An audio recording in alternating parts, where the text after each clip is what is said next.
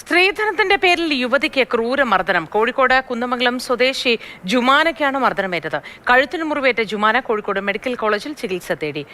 DV act പ്രകാരമുള്ള സംരക്ഷണ ഉത്തരവും ഹൈക്കോടതി വിധിയും നിലനിൽക്കെയാണ് ആക്രമണം ഉണ്ടായത്. കഴിഞ്ഞ ബലിപെരുന്നാൾ ദിവസം സ്വന്തം വീട്ടിൽ പോയി ഭർത്തൃവീട്ടിലേക്ക് മടങ്ങിയെത്തിയതായിരുന്നു ജുമാന.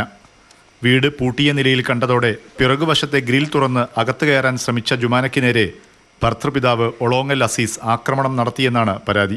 ഞാൻ പോവില്ല എന്ന് പറഞ്ഞപ്പോൾ അയാൾ കൊല്ലി പിടിച്ച് ഞെക്കി, കൈ തിരിച്ച് ബാക്കോട്ടാക്കി, ശ്വാസം മുട്ടിച്ച് നിലവിളിച്ചപ്പോൾ ഉമ്മമ്മയും മോനും ഓടി വന്ന് നോക്കി. അവർ കണ്ട്.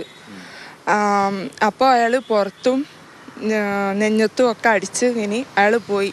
ഇനി ബാക്കിൽ കൂടി ഇറങ്ങിപ്പോണം, എനിക്കൊന്ന് കാണണം, ഞാൻ അതിന് സമ്മതിക്കൂല എന്ന് പറഞ്ഞു. 2012 ഡിസംബറിലാണ് 10 മൈൽ സ്വദേശി അഷ്റഫിന്റെ മകൾ ജുമാനയും ഒളോങ്ങൽ അബ്ദുൾ റൌഫും തമ്മിലുള്ള വിവാഹം നടന്നത്. വിവാഹ സമയം ജുമാനയുടെ വീട്ടുകാർ 80 പവൻ സ്വർണം നൽകിയിരുന്നു. എന്നാൽ കൂടുതൽ സ്വർണവും പണവും ആവശ്യപ്പെട്ട് റൌഫും കുടുംബവും മർദ്ദനം തുടങ്ങി. കോടതിയിൽ നിന്ന് സംരക്ഷണ ഉത്തരവ് ലഭിച്ചുവെങ്കിലും വീട്ടുകാരുടെ മർദ്ദനം വീണ്ടും തുടരുകയാണുണ്ടായതെന്ന് ജുമാന പറയുന്നു. അവർക്ക് 80 പവൻ സ്വർണ്ണമായിരുന്നു ഞങ്ങൾ കൊടുത്തിരുന്നത്. അപ്പോൾ അവർക്ക് 20 പവൻ സ്വർണവും കാറും വേണമെന്ന് പറഞ്ഞാണ് ആദ്യം തുടങ്ങുന്നത്.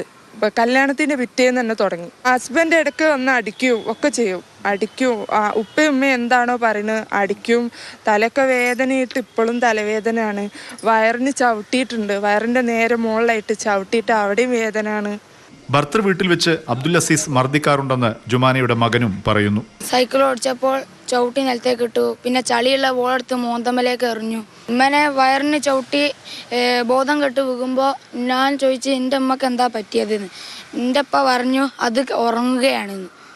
ഉറങ്ങാണ് പറഞ്ഞ് എന്നെ താഴത്തേക്ക് വിളിച്ചുകൊണ്ട്.